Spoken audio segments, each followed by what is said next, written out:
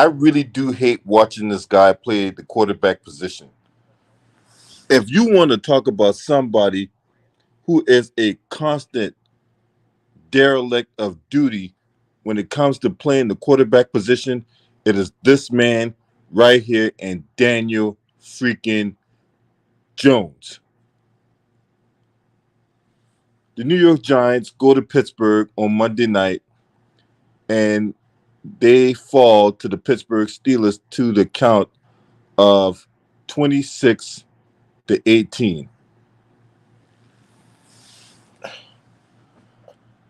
We're just going to get right into the crucial last 5 minutes of the game where the Giants had two opportunities to score touchdowns.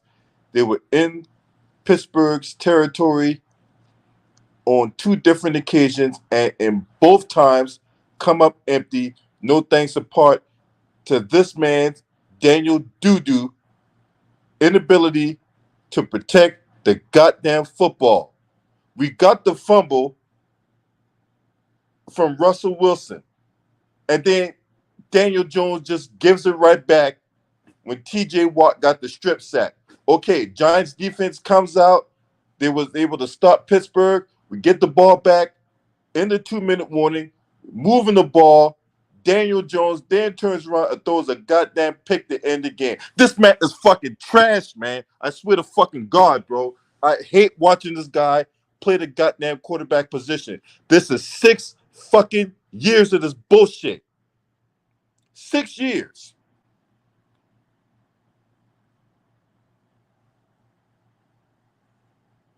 And Yusuf Knight, you can't say they can try to get Josh Allen. There was no way Buffalo's giving up Josh Allen. There's no way Buffalo's giving up Josh Allen under no circumstances.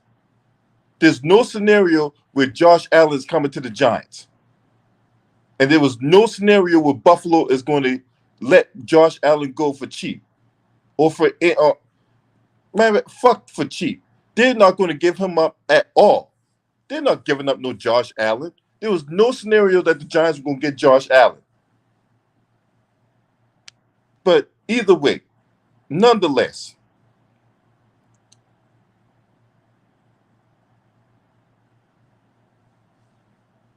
this really gets under my fucking skin.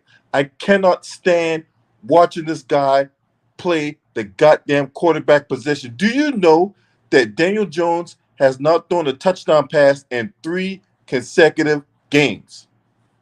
Didn't throw a touchdown pass against Cincinnati. Damn sure didn't throw one against Philadelphia. And he didn't throw one tonight.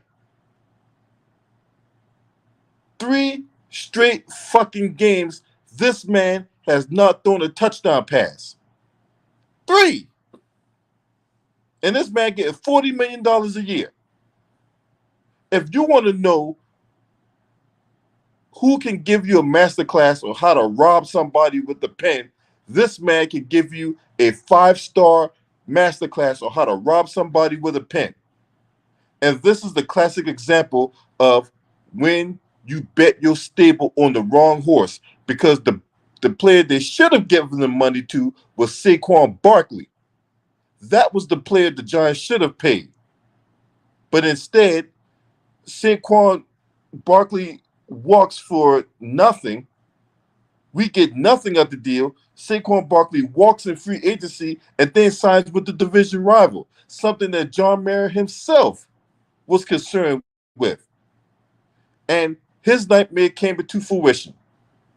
John, if y'all watch the episode of Hard Knocks, when they profiled the New York Giants, that was one of John Mara's biggest fears, that Saquon Barkley was going to leave in free agency and was going to sign with the Philadelphia Eagles. And that's exactly what he did.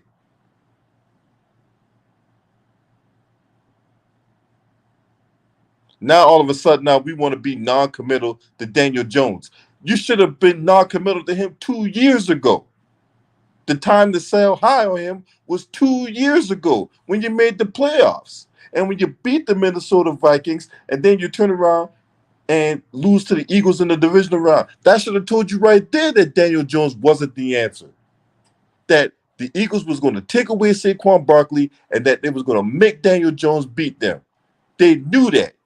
They knew that man wasn't the goods. That's why they game plan the way they did. They sold their souls to the devil to make sure that Saquon Barkley wasn't going to be the reason they lost that game.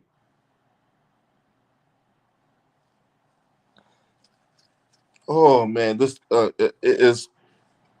I told myself that I wasn't going to run up my goddamn blood pressure watching this guy play the goddamn quarterback position, but it just got too tantalizing. And the fact that the Giants actually kept this game close.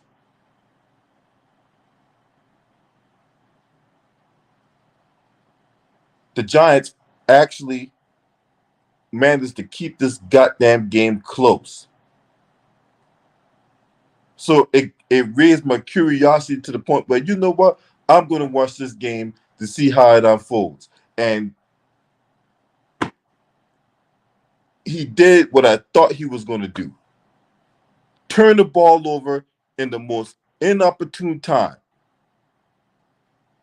Again, two different occasions, we were in the territory of the Pittsburgh Steelers, and we lose a fumble and throw a pick to end the goddamn game. The Giants could have stolen this game had we had better quarterback play. Where's Tommy DeVito at? Where the fuck is Tommy DeVito at, man? I'd rather have Tommy DeVito at this point. This man is toast, okay? This man is, I mean, he's just not it, right? It's just 6 years of buffoonery, 6 years of mediocrity, 6 years of inconsistent play. I am fucking done with this dude. But then again, I never was a fan of this dude. I never trusted him. I remember the night that he was drafted number 6 overall, and I was sitting in class, and when I got that alert on my cell phone that the Giants drafted him number 6 overall, I threw my phone across the classroom because I knew exactly what was going to fucking happen. Because I watched him play at Duke. He sucked at Duke. He wasn't good at Duke. This guy has got more opportunities than the law allowed. He's got more chances than the law allowed. He didn't even get a quarterback that was going to challenge him for the starting job. He got so many chances and he just fucked it up every chance he got. He fucks it up. He tricked it off. Look, if this doesn't tell you that this man is cooked, that this man is done, I don't know what will.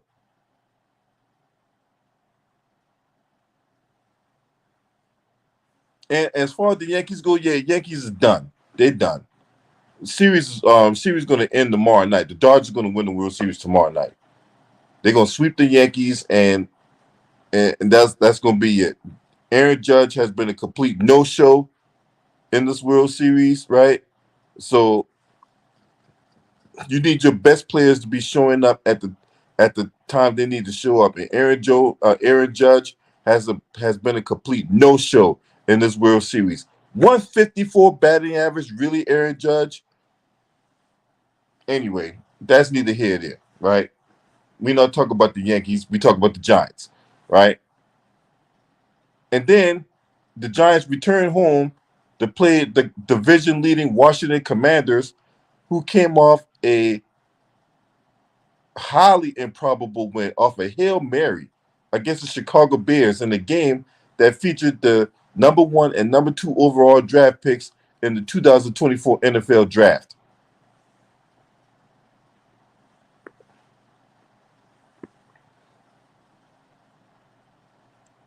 So they get the Commanders back in MetLife Stadium, and again, the Giants have not won a game at home all season, and on top of that, they have only scored one offensive touchdown at home this season, and it was Tyrone Tracy that scored the touchdown against the Cincinnati Bengals. That's the only touchdown that the Giants have scored at home all season, and we're going to the 5th game at home, and we only scored one offensive touchdown. But yet this man here getting $40 million a year. Make it make sense.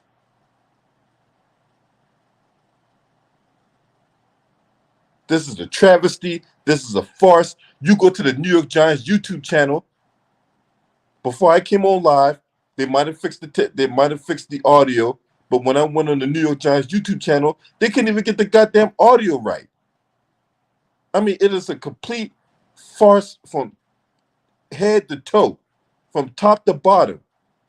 Incompetence all over. We got incompetence on the football field, and we got incompetence on the goddamn YouTube channel. And then, yes, let's talk about that 2-point conversion, because I was texting the 1LVZ back and forth. And shouts out to my brother. Go subscribe to his channel, the 1LVZ LVZ NBA Talk, right? We texting each other back and forth, like I'm like, he asking me what kind of play call was that. I'm trying to figure out what the fuck was that my goddamn self. Dwayne Angel, I have no idea what kind of a play call was that on the 2-point conversion. Where they were trying to do some kind of fumble rooski. Even the commentators were dumbfounded by that play call.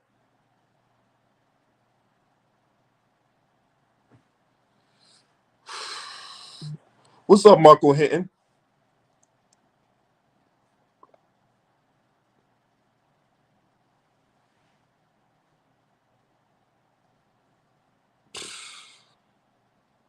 Yeah, Terry Dominique, we talked about that. I talked about that on a few videos I've done about the Giants. Yeah. Definitely made a big mistake by re-signing Jones instead of Barkley. And you would have paid Barkley far less than you would have paid Daniel Jones. But see, this is where analytics gets in the way of sound decision making. Because when I watched that episode of Hard Knocks, right? I watched that episode of Hard Knocks because they actually had two premieres. One was with the Giants, another one was with another team.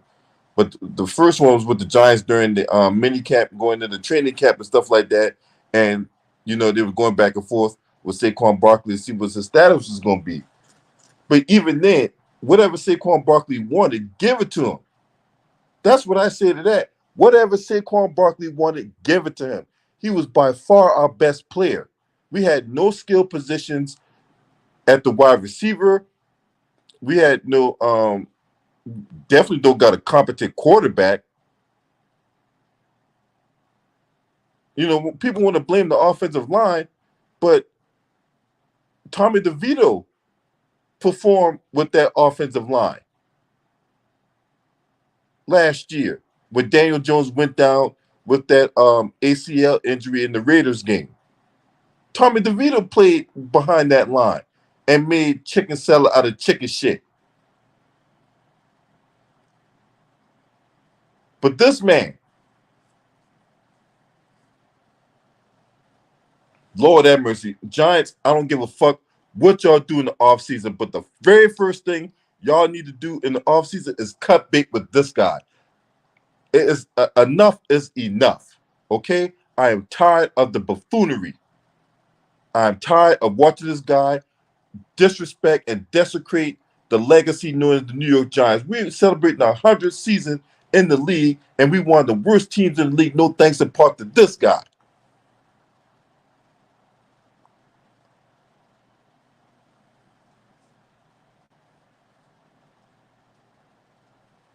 This man has taken a proud franchise and turned it to a goddamn clown show.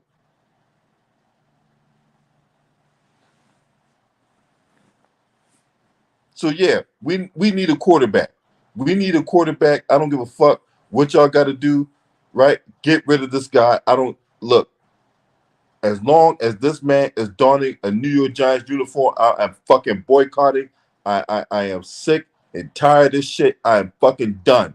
We're wasting the efforts of the defense. We're wasting away Malik Neighbors, all because this bum ass motherfucker is the goddamn quarterback. I swear, man. I swear to God, man. It really irks me to watch this guy play the goddamn quarterback position. It really do. It really do. So I'm pretty sure there's a church I'm going to go to on Sunday. There's a New York Times recipe on the internet that I can make. Hell, maybe I might find a girl to go on a date with. I don't know. I just know I will not be watching this shit anymore. As long as this guy is the quarterback, I'm fucking done. I'm done. I'm not going to run my blood pressure up. I'm not going to get a goddamn aneurysm watching this team stink up the joint day after day after day. This man is 0-8 in Monday Night Football games throughout his career. 0-8. This man has not won a Monday Night Football game in his whole entire fucking career. He is 0-8. This man is not built for prime time. Anytime the Giants in the primetime game, we lose. Anytime the Giants have played in primetime, we lose. No thanks in part to this guy. This man is not him. He's not it. He's just not it. I'm sorry. But then again, I'm not sorry. I'm not sorry. I'm not sorry at all.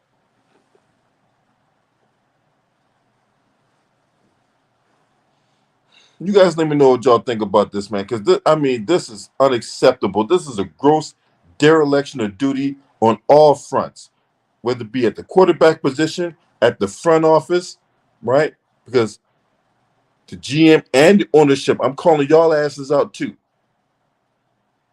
because this is unacceptable. This is unacceptable with 2-6. And this man is a major reason why we're 2-6. And I apologize for the stuttering, the stammering, man. I am just so freaking pissed off right now that I can't even control my emotions right now.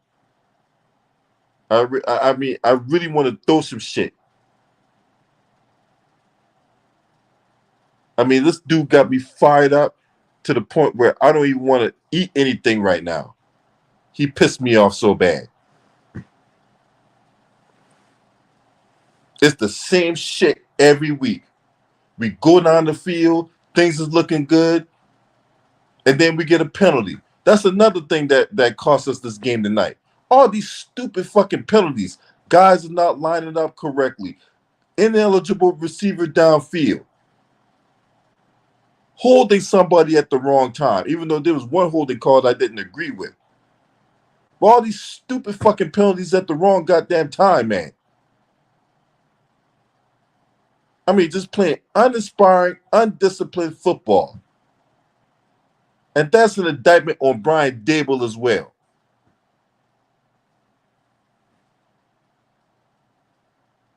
The bright spot of the game was Tyrone Tracy running for damn near 150 yards and a touchdown, and then, unfortunately, he had to leave the game due to a concussion.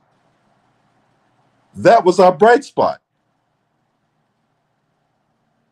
Malik Neighbors did his thing as best as he could, but the bright spot was Tyrone Tracy before he unfortunately got hurt.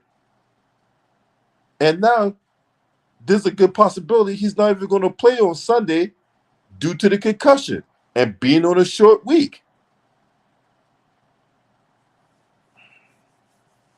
If you're not subscribed to this channel, make sure you hit the subscribe button, hit the like button, and share these videos on your social media platforms. Shouts out to the LDBC.